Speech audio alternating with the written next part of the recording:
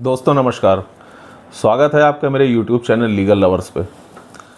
देखिए, अपनी उधार दी हुई रकम कैसे वापस पाएं, या किसी जानने वाले के पास अगर आपका पैसा फंस गया है तो उसकी वसूली कैसे करें, या कोई अगर आपका पैसा वापस नहीं दे रहा है तो वो पैसा उससे कैसे निकलवाएं, ये लगभग आप ये मान के चलिए कि हर किसी की समस्या है। जिस किसी ने भी अपने जानने वाले को पैसा दे दिया, दया करके उसकी मदद कर दी, तो समझ लीजिए कि बहुत बड़ा गुनाह हो गया उससे।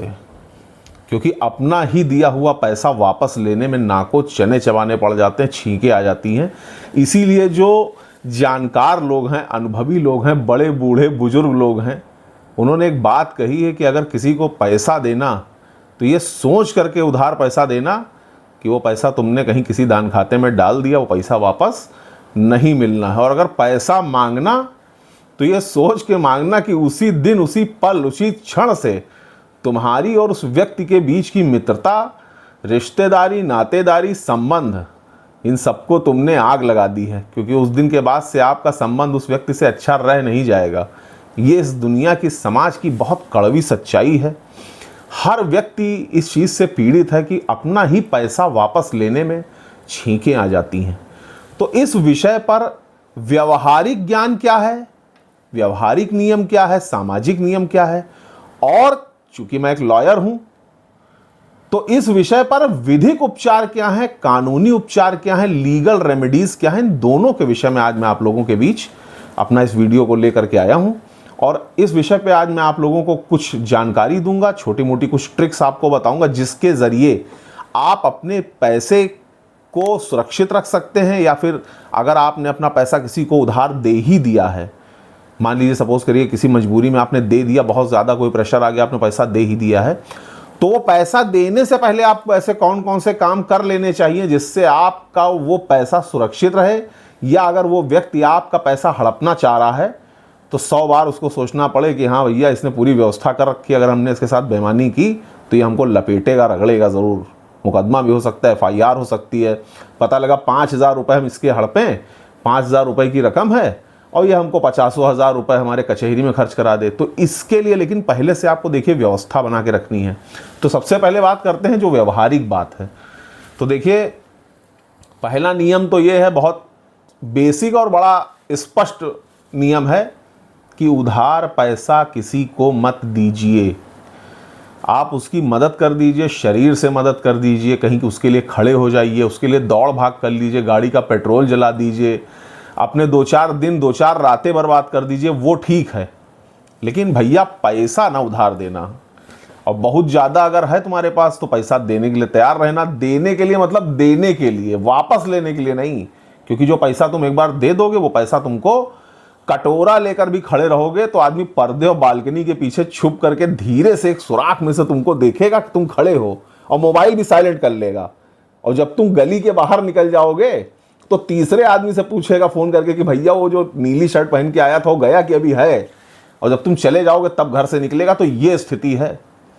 तो पहला जो नियम है वो तो ये है कि पैसा देना ही नहीं है। और अगर मान लो दे ही दिया है, पैसा चला ही गया है, कोई मजबूरी है, किसी के कहने पर देना पड़ गया, दबाव आ गया, बहुत पुराने कोई संबंध हैं, बिल्कुल तुमको लगा कि नहीं, उसने एकदम भगवान की कसम ही खा ली, घर वालों के सर पे हाथ रख के कसम ही खा लिया, रो रहा है, गिड़गिड़ा रहा है कि नहीं भैया दे ही दो, तो पैसा उधार देने से पहले 2-3 चीज़ों का पालन ज़रूर कर लेना। सुखी रहोगे, मस्त रहोगे, सिक्योर रहोगे।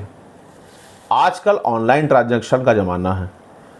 उधार पैसा अगर दे रहे हो, मदद कर रहे हो, तो नगद पैसा बिल्कुल भी नहीं देना है। आप नहीं ऑनलाइन ट्रांजैक्शन करते हैं तो घर में पिंटू, चिंटू, सोनू, मोनू, लक्की, जो भी कोई है, उसको आप पैसा दे दीजिए, कह दिए भैया ये पकड़ो 5,000 और इनको भाई साहब के खाते में अपने मोबाइल से ऑनलाइन ट्रांजैक्शन कर दो। क्योंकि वो जो ऑनलाइन ट्रांजैक्शन आप करेंगे, वो ट्रांजैक्शन आपके लिए एक सबूत का काम करेगा। अगर कल को आपका पैसा वो व्यक्ति नहीं दे रहा है तो उस ऑनलाइन ट्रांजैक्शन के माध्यम से दिया हुआ जो पैसा है वो इस चीज़ का सबूत बनेगा कि आपने इस व्यक्ति को, अमुक व्यक्ति को पैसा उधार दिया था इसके द्वारा मांगे जाने पर। ये भी ध्यान रखना ज़रूरी है, जैसे आप गूगल पे वगैरह करते हैं, जीपे करते हैं, तो उसके नीचे वो एक पैरा वो बन के आता है, एक बॉक्स, कि आपने पैसा उसको क्या दिया, किस पर्पज़ से दिया, तो उस पर्पज़ वाले पैरा को भी ज़रूर भर दीजिए कि हाँ उधार इन्होंने मांगा इसलिए दिया है, इन्होंने हमसे इस ज़रूरत के लिए मांगा इसलिए दिया है, ठीक है। रिटर्नेबल एट करके वो डेट डाल दीजिए कि हाँ इन्होंने हमसे कहा है कि ये पैसा इस तारीख को आपको वापस करेंगे।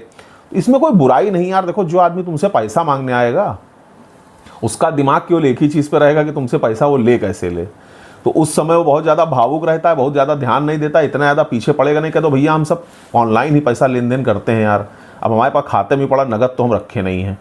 तो कम से कम इसी बहाने आप एक सबूत जनरेट कर लेंगे, ठीक है, और आपको ये तसल्ली रहेगी कि अगर ये पैसा मारेगा तो हमारे पास प्रॉपर प्रूफ है। दूसरा, एक एग्रीमेंट कर लो, लिखा पढ़ी कर लो, 150 रुपये के स्टैम्प पे लिखने में कोई दिक्कत नहीं है, एक सिंपल नोटरी करा लो, 100 रुपये के स्टैम्प पे एक एग्रीमेंट कर लो, उस व्यक्ति का नाम लिखो, अपना नाम लिखवाओ, किसी एक लॉयर की आप मदद ले लीजिए। भाई क्या दिक्कत है, अगर मान लो 10, 20, 50 हज़ार, 1 लाख दे रहे हो तो यार 100 रुपये का स्टाम्प एक नोटरी करा लेने में कोई प्रॉब्लम नहीं होनी चाहिए, उसमें पैसा तो सुरक्षित रहेगा मेरे भाई। तो उस पर आप लिखा लीजिए कि हाँ इस तारीख को इस व्यक्ति ने इतना इतना पैसा हमसे मांगा और उधार स्वरूप मैं ये पैसा इनको आज इस तरीके से दे रहा हूँ, जिसको इन्होंने मुझे वापस करने का वादा किया फला तारीख तक, अगर ये नहीं वापस करते तो इनके खिलाफ मैं विधिक कार्यवाही करने के लिए स्वतंत्र हूँ। एक नोटरी हो जाएगी सिंपल, वो व्यक्ति भी बेचारा सदमे और सकते में रहेगा कि हाँ अगर बेईमानी की तो उल्टी चोट पड़ सकती है। तो ये हो गया दूसरा उपाय। तीसरा उपाय, मान के चलो अगर बहुत ज़्यादा दबाव नहीं है सामाजिक, या थोड़ा सा प्रैक्टिकली अगर व्यवहार कर सकते हो, तो यार पैसा उधार दो तो आदमी से चेक ज़रूर ले लो, ठीक है, ताकि 138 NI एक्ट के प्रोविज़न्स लाई कर जाएं।